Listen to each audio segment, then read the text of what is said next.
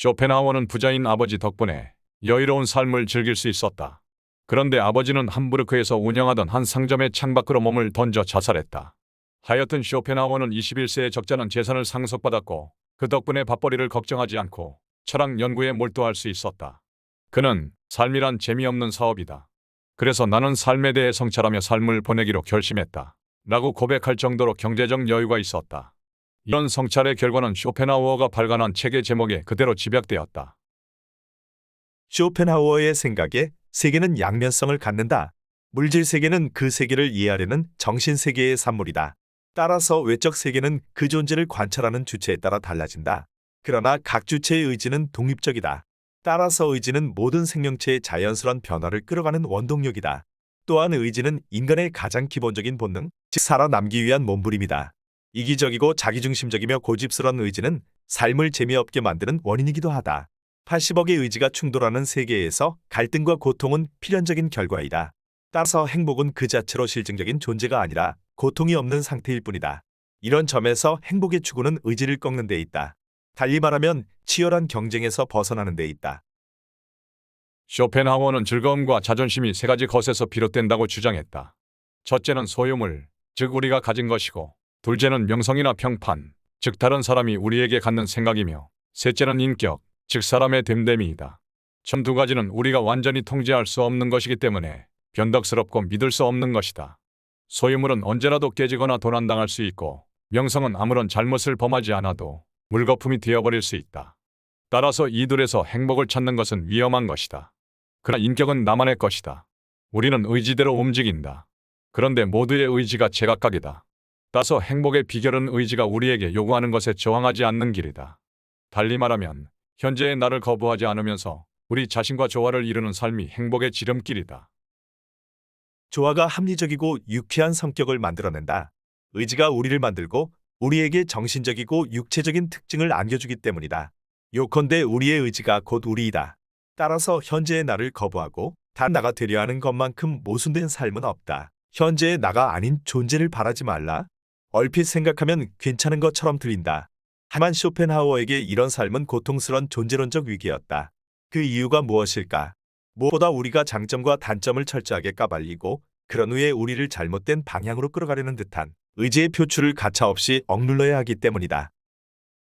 그의 철학에 따르면 우리 삶은 미스터리 투성이고 우리 꿈은 좌절되기 일쑤이며 우리가 노력해서 거두는 성과도 하찮은 것에 불과하다. 따라서 의지대로 사는데 익숙해지는 편이 훨씬 낫다. 체념의 기술을 터득하는 길이 삶의 여정에서 가장 중요하다. 희망이 좌절되면 체념할 줄 알아야 한다. 체념은 빠를수록 훗날을 위해서도 더 낫다. 쇼펜하우어의 대표작으로 1819년에 출간된 의지와 표상으로서의 세계책은 1844년 재판이자 최종판이 출간되었을 때 무려 1100쪽에 이르는 방대한 책이었다. 그는 이 책에서 세계란 결코 합리적으로 되어 있지 않기 때문에 삶은 맹목적인 의지에 따라 움직일 뿐이며 인생살이는 결국 고통일 뿐이라고 결론을 내렸다.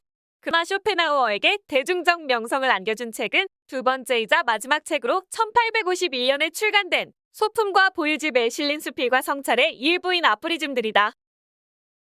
마지막으로 쇼펜하우어의 주옥 같은 아포리즘들을 소개합니다. 1. Man can do what he wills, but he cannot will what he wills. 2. They tell us that suicide is the greatest piece of cowardice, that only a madman could be guilty of it, and other insipidities of the same kind, or else they make the nonsensical remark that suicide is wrong, when it is quite obvious that there is nothing in the world to which every man has a more unassailable title than to his own life and person. 3. Talent is like the marksman who hits a target which others cannot reach. Genius is like the marksman who hits a target as far as which others cannot even see. 4. A man can be himself only so long as he is alone. If he does not love solitude, he will not love freedom, for it is only when he is alone that he is really free. 5. The two foes of human happiness are pain and boredom. 6. The doctor sees all the weakness of mankind, the lawyer all the wickedness, the theologian all the stupidity. 7. What is most opposed to the discovery of truth is not the false appearance that proceeds from things and leads to error, or even directly a weakness of the intellect.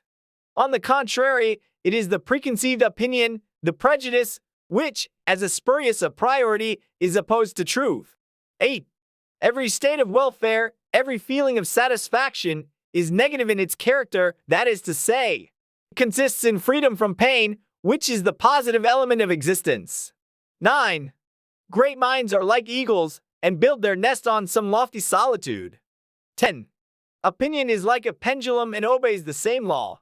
If it goes past the center of gravity on one side, it must go a like distance on the other, and it is only after a certain time that it finds the true point at which it can remain at rest. 11. Sleep is the interest we have to pay on the capital which is called in at death, and the higher the rate of interest and the more regularly it is paid, the further the date of redemption is postponed. 12. Every parting gives a foretaste of death, every coming together again a foretaste of the resurrection. 13. Riches, one may say, are like sea water. The more you drink, the thirstier you become, and the same is true of fame. 14. To be alone is the fate of all great minds. 15. Compassion is the basis of morality.